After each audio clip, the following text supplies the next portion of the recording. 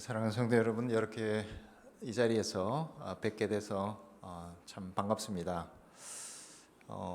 귀한 자리에 초대해 주셔서 여러분들과 이 말씀으로 또 교제하게 되어서 저로서는 참 큰 영광의 자리라고 생각합니다. 오늘 하루 특별히 제가 오늘 오후에 이제 직분에 대해서 좀 이제 세미나를 인도하도록 요청을 받았는데, 그 세미나로 가기 위해서, 직분에 대해서 우리가 알아가기 위해서 오늘 오전에는 예수님부터 출발해서 예수님께서 어떻게 교회를 계획하셨는가, 교회에 대한 예수님의 그림은 무엇이었던가, 그걸 잘 보여주는 그 한 장면을 여러분들과 함께 나누고자 합니다. 직분이라는 것은 교회를 그리스도의 몸으로 세워가기 위해서 필요한 것이기 때문에 우리는 먼저 이 교회가 무엇인가, 그것이 어떻게 그리스도께서 그리신 그림 속에서 시작되었는가, 그걸 먼저 살펴볼 필요가 있을 것 같습니다. 예수님 당시에 이 오늘 본문이 일어난 그 사건의 시간으로 한번 우리가 잠깐 되돌아가 보면, 우리는 성경을 통해서 이제 이 시간을 다 미리 알고 이후에 어떤 일이 벌어질 것인가 다 알기 때문에 이렇게 긴박감이 떨어집니다만서도, 사실 오늘 이 본문의 순간은 매우 긴박한 상황이 펼쳐지고 있었습니다. 예수님께서 좀 제자들이 볼 때는 당황스러울 정도로 예루살렘에서 그 예루살렘을 이루고 있었던 그 지도자들, 우리가 알고 있는 그 유대인 지도자들과 매우 격렬하게 논쟁을 벌이고, 심지어 굉장히 험한 말을 하시면서 그들과 3일 동안 심하게 부딪혔습니다. 그래서 제자들이 이제 어떤 생각까지 하게 됐느냐, 이제 예수님께서 이 예루살렘을 접수하려고 하시는가 보다, 제자들은 이런 생각을 가지게 됐고, 유대인 지도자들의 입장에서는 어떻게 하면 이 예수를 우리가 죽일 수 있을까라는, 좀 나쁘게 이야기하자면 아주 독이 바싹 오른, 정말 그 마른 장작더미나 곧 기름이 끼얹혀진, 불 심한 거기에 튀어도 불이 날 정도의 아주 극도의 분노 속에 이 유대 지도자들이 놓이게 된 상황입니다. 예수님께서 사흘 동안 예루살렘 안에서 이렇게 굉장히 격렬한 부딪힘을 하신 뒤에 잠시 물러나 계시다가, 놀랍게도 예수님이 다시 예루살렘에 들어가고자 하시는 것입니다. 나는 예루살렘에 가서 그 안에서 유월절 식사를 해야 되겠다, 그렇게 제자들에게 명령하시는 것이 이 첫 장면입니다. 예수님께서 이렇게 금방이라도 불이 붙을 것 같은 살벌한 예루살렘 안으로 다시 들어가고자 하셨지만, 예수님은 바로 잡혀가기를 원하시지 않으셨습니다. 우리가 생각해 보면 지금 예루살렘에 들어가면은 아마 거의 백발백중 잡힙니다. 바로 그날 밤에 이 일이 일어나지 않습니까?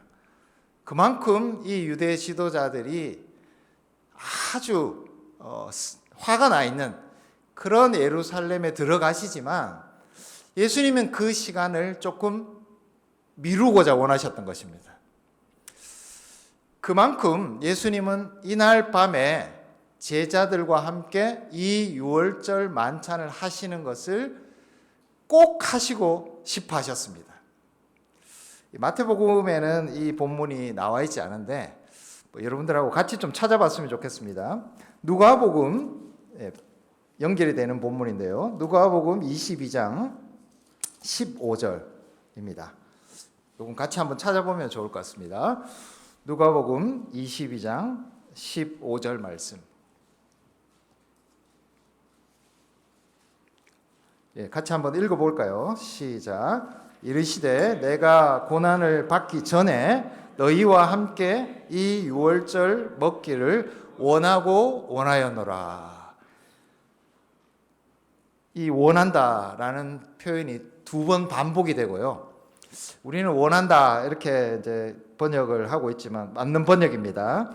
좀 더 강하게 이야기하자면 정말 간절히 열망하고 열망한다. 정말 하고 싶었다. 그만큼 내가 이것을 간절히 열망하였다. 누가복음에서는 이렇게 표현하고 있습니다. 예수님이 잡히시지 않고 제자들과 예루살렘 안에서 이 유월절 식사를 꼭 하시고 싶었던 거예요. 거기에는 예수님께서 이 식사를 통해서 예수님이 죽고 부활하시고 승천하신 뒤에도 제자들에게 꼭 말씀하시고 꼭 보여주고 싶은 것이 있었기 때문에 잡혀가시기 전에 너희들과 꼭 이 유월절 식사만큼은 정말 열망하고 열망했다. 그렇게 예수님께서 말씀하고 계십니다. 그래서 예수님이 안 잡히시려고 이 마태복음 본문에 보면 아무개의 집 이렇게 되어 있습니다. 미리 제자들에게도 이 장소를 가르쳐 주시지 않으셨어요. 주소가 없습니다. 바로 어떤 집에 가는 것이 아니라 이 제자들에게 한 명령을 전체적으로 그려보면 제자들도 어느 집에 가야 되는지 모르는 채로 예루살렘에 들어갔습니다. 들어가서 길을 가다가 너희를 지나쳐서 다시 돌아오는 물 동아리를 진 사람을 따라가라. 그게 예수님의 전체적인 그림이었어요. 그러니까 제자들도 어떤 주소에 가면은 내가 그 사람에게 부탁해 놓은 그 집이 있다. 그 주소를 가지고 예루살렘에 들어가지 않고 있습니다. 예루살렘 안에 들어가서 물동이를 진 어떤 사람이 너희를 지나서 갔다가 다시 돌이켜서 너희를 다시 통과해서 가면 그 사람이 표시야. 그 사람을 따라가면 그 집에 가서 내가 오늘 유월절 식사를 하겠다. 좀 첩보작전 같은 굉장히 아리송한 명령을 제자들에게 주신 겁니다. 그렇게 정해진 주소에서 예수님은 제자들과 이 유월절 만찬을 가지게 되신 것입니다. 예수님이 이 식사를 열망하고 열망하셨다. 이 식사를 잡혀가시기 전에 꼭 이루시기 위해서 정말 애쓰셨다. 심지어 예수님에 걸맞지 않게 첩보작전을 펼치시면서 이 시간만큼은 잡혀가시기 전에 꼭 가지시고 싶었다라는 것을 우리는 먼저 알 수 있습니다. 예수님께서 이 식사를 하실 때 오늘 마태복음 본문에 보시면은 제자들과 어떤 대화를 나누십니다. 이 대화의 가장 어려운 부분은 무엇인가 하면은 24절부터 시작되는 유다와의 대화입니다. 직접적으로 보면 25절에 보시면 먼저 이제 앞에 제자들이 예수님께서 너희 중에 나를 팔 사람이 있을 것이다 이렇게 이야기를 하니까 제자들은 나는 아니지요 이렇게 이야기를 하고 끝이 납니다. 대화가. 근데 25절에 보시면은 예수를 파는 유다가 대답하여 이르되 랍비여 나는 아니지요. 특별히 이 대화를 다루고 있어요. 마태복음에서는. 아까 분명히 제자들하고 이 이야기를 하셨는데 유다가 다시 묻는다. 이걸 기록하고 있습니다. 근데 이때 예수님의 대답을 한번 보십시오. 내가 말하였도다. 유다의 입장에서 예수님께서 하신 네가 말하였도다를 어떻게 해석했을까요, 여러분? 자, 주변에 있는 다른 제자들은 예수님이 이렇게 말씀하신 것을 어떻게 해석했을까요? 자, 옆에 있던 다른 제자들은 아마도 나는 아니지요라고 말한 유다에 대해서 네가 말하였다 했기 때문에 다른 제자들이 볼 때는 유다가 아니라고 예수님이 말씀하신 거구나, 이렇게 당연히 생각했을 것입니다. 근데 유다는 누구랑 지금 다 내통을 하고 있죠? 죽이기로 서로 다 내통이 되어 있습니다. 시기만 지금 찾고 있던, 이거는 유다밖에 몰라요. 그런 마음을 가지고 있었던 유다에게 예수님이 네가 말하였도다 이렇게 하니까 유다의 입장에서는 예수님이 알고 계시는가? 내가 예수님을 팔 거라는 것을 예수님이 알고 계시고 저 말을 하시는구나, 네가 말하였도다 라고 유다는 해석했습니다. 왜 이렇게 제가 확정적으로 이야기했을까요? 유다가 바로 나가서 예수님께서 어디 계시다는 것을 고발하러 달려갑니다. 만약에 유다가 예수님이 자기가 팔지 않을 거라고 말씀하신 거라고 생각했다면 유다가 이 행동을 하지 않았을 것입니다. 조용히 기다렸을 거예요, 때를. 근데 예수님이 네가 말하였도다 이 말을 듣는 순간 유다는 너무 급해진 거예요. 예수님이 알아챘구나, 빨리 실행해야지. 예수님의 대답의 의도는 바로 여기에 있었습니다. 유다가 이제 이 내통한 것을 실행에 옮기도록 유다를 밀어낸 거예요. 예수님은 죽기 전에 이제 죽으시는 걸 아세요. 유다가 자기를 팔 것도 아세요. 그러나 가장 적절한 시점에 유다가 가서 자기를 팔도록, 곧 이 유월절 식사를 마치고 난 뒤에는 예수님 자신이 십자가로 갈 수 있도록 아주 치밀하게 유다에게 이런 대답을 주신 것입니다. 그러면서 예수님께서 우리가 잘 아는 떡을 떼어 축복하시고 떼어 주시고 그리고 잔을 주신다라는 이 일을 행하고 계시는 것입니다. 그러나 예수님은 일반적인 유월절 식사와는 전혀 다른 방법으로 유월절 식사를 진행하셨습니다. 여러분, 추석이 되면은 우리가 어떻게, 이전에 그냥 이 유월절이라고 하는 것은 유대인들에게 추석 명절 같은 겁니다. 그냥 늘 해왔어요. 유월절 절기가 되면은 늘 해오는 일이 있습니다. 예를 들어서 유월절 당일이 되면 아침에 모든 가족이 일어나서 집안을 깨끗하게 청소하고 그 다음에 음식을 준비하고 이렇게 그날 진행되는 순서가 있고, 이 유월절 식사도 다 정해진 방식이 있습니다. 예수님이 이 유월절 식사를 하시면서도 이 유월절 식사를 원래 그들이 했던 대로 하지 않으셔요. 그 중에 하나가 뭐냐? 원래 이 유월절 식사는 가족 단위로, 우리가 나중에 이제 오이코스라고 하는데, 옛날에 가족이라는 것은 4인 가족이 아니라 집안에 아버지를 중심으로 자녀도 있고 손자도 있고 종들도 있고 굉장히 큰 단위의 가족입니다. 그 가족들이 모여서 아버지가 중심이 돼서 자녀들과 그 식솔들과 함께 하는 것이 유월절 식사예요. 근데 예수님은 가족들과 하지 않으시고 제자들과 이 식사를 하십니다. 굉장히 특이하죠.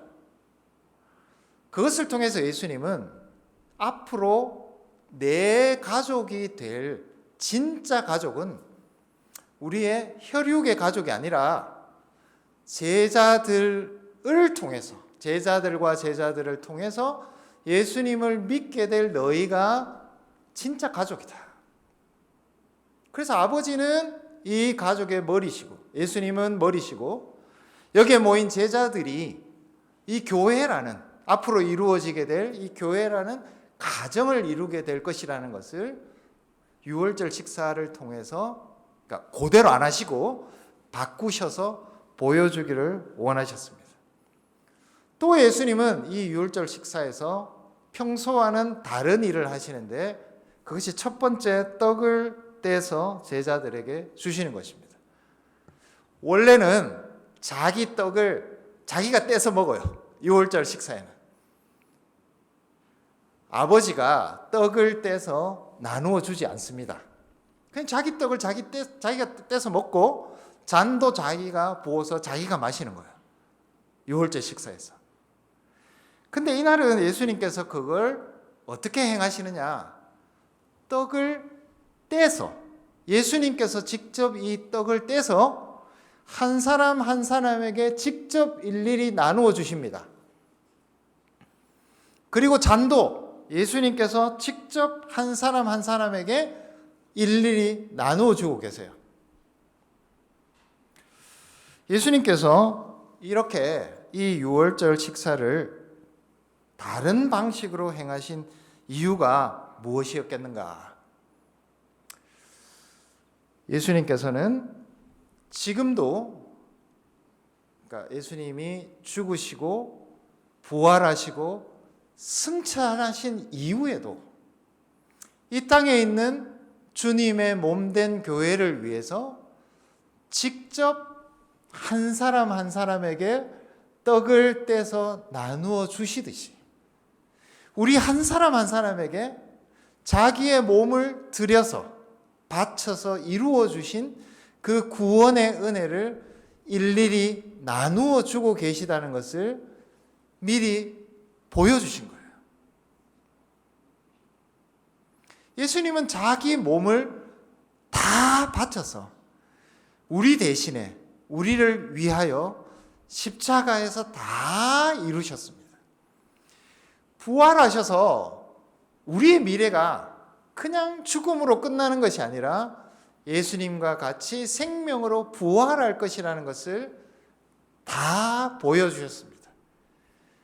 승천하신 예수님은 그냥 멀리 떠나서 그곳에서 우리를 위해서 구경만 하고 계시는 것이 아니라 성령님을 우리 교회에 우리 한 사람 한 사람에게 보내주셔서 우리 한 사람 한 사람에게 떡을 떼서 나눠주시듯이 성령님께서 예수님이 이루신 그 모든 은혜를 지금도 한 사람 한 사람에게 나누어 주고 계시다는 것을 보여주시기 위해서 이 생생한 그림을 제자들과 함께 나눠주시기 위해서 열망하신 것입니다. 예수님께서 떡을 가지사 축복하시고 떼어 제자들에게 주시고 받아서 먹으라. 지금 예수님께서 살아계셔서 하나님 우편에서 성령 가운데 말씀을 주시고 성례를 주시고 우리에게 살아갈 수 있는 그 힘을 주시는데 그것은 예수님이 자기 몸을 주시는 것이다. 그걸 받아 먹으라요. 여러분, 떡을 받아 먹어서 우리가 힘을 얻는 것처럼 그걸 소화해서 우리가 사는 것처럼 예수님은 지금도 이 은혜를 우리 한 사람 한 사람에게 떼어서 나누어 주고 계시다. 자는 무엇입니까? 예수님께서 죄사함을 얻게 하려고 많은 사람을 위해서 흘리신 피입니다. 그 잔을 나누어 주시듯이 지금도 우리 한 사람 한 사람에게 이 새 언약의 보혈로서 그 은혜를 나누어 주고 계시다. 이 교회 안에서 살아계셔서 생생하게 그 은혜를 실행하고 계시다. 예수님은 이걸 제자들에게 분명히 증거하고 생생하게 보여주고 이걸 함께 경험하게 하시기 위해서 열망하시고 반드시 이 일만은 내가 너희들과 함께 나누고 죽으러 가겠다. 바로 죽으러 갔어요. 가룟 유다가 바로 갔습니다. 이 절묘한 시점에. 자, 근데 29절 말씀해 보시면 그러나 너희에게 이르노니 내가 포도나무에서 난 것을 이제부터 내 아버지의 나라에서 새 것으로 너희와 함께 마시는 날까지 마시지 아니하리라. 예수님께서 내 아버지의 나라에서 새 것으로 너희와 함께 마시는 날. 예수님께서는 십자가에 죽으실 때도 이 포도주를 입술에 대는 것을 거부하셨습니다. 그때는 포도주를 아버지의 나라에서 새 것으로 너희와 함께 마시는 시간이 아니었기 때문입니다. 이 시간은 우리에게 내 아버지의 나라에서 새 것으로 너희와 함께 마시는 날은 예수님께서 부활 승천하셔서 그곳에서 아버지와 함께 영광을 누리시는 그 날입니다. 바로 우리가 살고 있는 이 시간입니다. 예수님은 십자가에서 포도주를 거절하셨지만 그러나 지금은 우리와 함께 마시고 계십니다. 우리와 함께 이 은혜를 나누고자 원하십니다. 하나님 우편에 올라가신 그 아들 예수님께서 아버지의 나라에서 새 것으로 우리와 함께 먹고 마시는 것, 바로 그것이 교회이고 그것이 이루어지는 현장이 우리가 주일마다 모이는 바로 이 공예배입니다. 여기서 예수님께서 여기에 모인 우리 모두에게 일일이 한 사람도 빠짐없이 지금도 함께 떡을 나누어 주시고 잔을 나누어 주고 계시다. 내 아버지의 나라에서 너희와 함께 마시는 일을 지금은 예수님께서 하고 계시다. 예수님은 십자가에서 너희와 함께 마시는 포도주를 거절하셨지만 이제 공예배 중에 우리에게 오셔서 우리에게 마음껏 이 떡과 포도주, 곧 우리의 양식인 예수님의 몸과 새 언약의 피인 예수님의 그 피를 우리에게 일일이 나누어 주셔서 예수님께서 우리를 위해서 이루신 모든 일이 우리의 것이 될 수 있도록, 그냥 예수님께서 하신 일이지 그렇게 예수님에게서 끝나는 것이 아니라 예수님께서 이루신 모든 구원의 일이 죄사함과 우리의 의와 우리의 거룩과 우리의 생명 자체가 우리 안에 이루어질 수 있도록 예수님은 우리 각자에게, 이 공예배에 모인 우리 각자에게 일일이 나누어 주고 계시다. 열망하고 열망하셨습니다. 이렇게 내가 부활 승천한 후에도 이 땅에 있는 교회를 돌보시겠다고, 그렇게 너희를 먹이시겠다고, 그렇게 너희에게 이 잔을 나누어 주시겠다고 열망하고 열망하시면서 이 일을 성취해 주신 것입니다.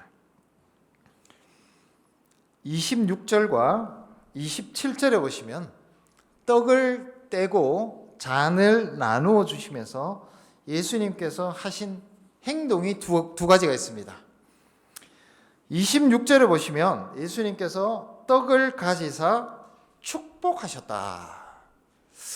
이거 우리는 떡을 축복한다 이렇게 생각하실 수 있는데, 축복하신 것은 예수님께서 제자들과 함께 축복하신 것입니다. 여러분, 나중에 누가복음과 사도행전에서 예수님이 승천하시는 장면이 있는데요, 같이 한번 찾아보는 게 더 확실할 것 같습니다. 누가복음 24장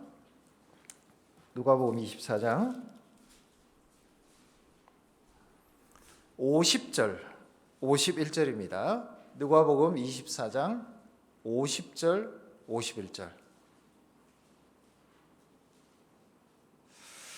제가 읽겠습니다. 예수께서 그들을 데리고 베다니 앞까지 나가사 손을 들어 그들에게 축복하시더니 축복하실 때에 그들을 떠나 하늘로 올려지시니. 하늘로 올려지셨다. 예수님께서 하나님 우편, 하나님께로 가기 직전의 모습입니다. 여기서 하나님께로 가기 직전의 모습을 어떻게 설명하고 있는가 하면 축복하시고 축복하셨다. 예수님께서 승천하시면서 하는 행동을 축복하신다라고 설명하고 있습니다. 근데 그 행동을 언제 하셨나? 떡을 떼어 주시면서 하셨습니다. 곧 이 말은 예수님께서 승천하실 때도 축복하셨고, 승천하기 직전에 이 일을 하신 것은 예수님께서 승천하신 후에도 하나님 우편에 계시면서도 축복하고 계시는 그 독생자 중보자를 바라보도록 이 모습을 가르쳐 주신 겁니다. 나는 승천할 때도 축복했지만 그 축복은 이 땅에서 끝나는 것이 아니라 승천하셔서도 계속 하실 것이다.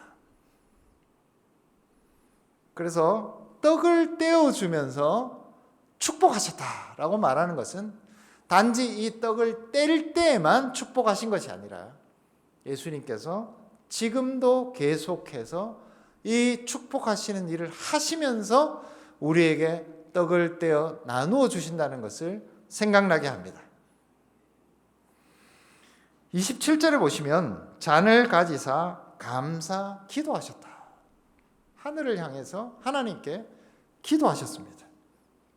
오늘 우리가 죄 사함을 얻는 그 본문 말씀으로 히브리서 7장을 여러분들이 읽으셨는데, 예수님께서 우리의 유일하신 대제사장으로서 지금도 하시는 일은 히브리서의 기록에 의하면 하나님 우편에서 우리를 위하여 기도하고 계시다. 그 행동을 언제 하셨느냐? 잔을 나누어 주시면서 하고 계신 것입니다. 일일이 우리에게 이 잔을 나누어 주신 예수님께서 지금도 하나님 우편에서 기도하고 계시는 중보자의 일을 통해서 이루고 계시다. 그래서 예수님은 떡을 떼어 제자들에게 주실 때 축복하셨고, 잔을 일일이 나누어 주실 때 기도하셨다. 그렇게 이 두 가지 특정한 행동을 우리에게 분명히 보여주고 계시는 것입니다. 예수님께서는 축복하시고 자신의 몸인 떡을 직접 떼어 주셨습니다. 기도하시면서 잔을 한 사람 한 사람에게 나누어 주셨습니다. 지금도 똑같이 하고 계십니다. 축복하시면서 말씀을 떼어 우리 한 사람 한 사람에게 나누어 주십니다. 말씀을 먹으라. 그러면 너희가 살 것이다. 그래서 말씀은 우리의 생명의 양식이 됩니다. 이 공예배 자리에서 여러분들 염려나 근심이나 자기 편견이나 자기 생각이나 자기의 그것을 받아 먹으시면 안 돼요. 이 자리에 오셨으면은 예수님께서 직접 떼어 나누어 주고 계시는 이 생명의 양식인 말씀을 받아 그것을 먹으셔야 합니다. 예수님께서 여러분들에게 나누어 주시는, 기도하시면서 나누어 주시는 그 새 언약의 피를 여러분 한 사람 한 사람이 다 일일이 받아 마셔 그것을 흡수해서 우리의 양식으로 삼는 그런 삶을 살아야 합니다. 예수님의 말씀을 다시 한번 들으십시오. 이 말씀은 잡히시기 전에도 하셨지만 지금도 우리에게도 하고 계시는 말씀입니다. 받아서 먹으라. 이것은 내 몸이니라. 이것을 마시라. 이것은 죄사함을 얻게 하려고 많은 사람을 위하여 흘리는 내 언약의 피니라.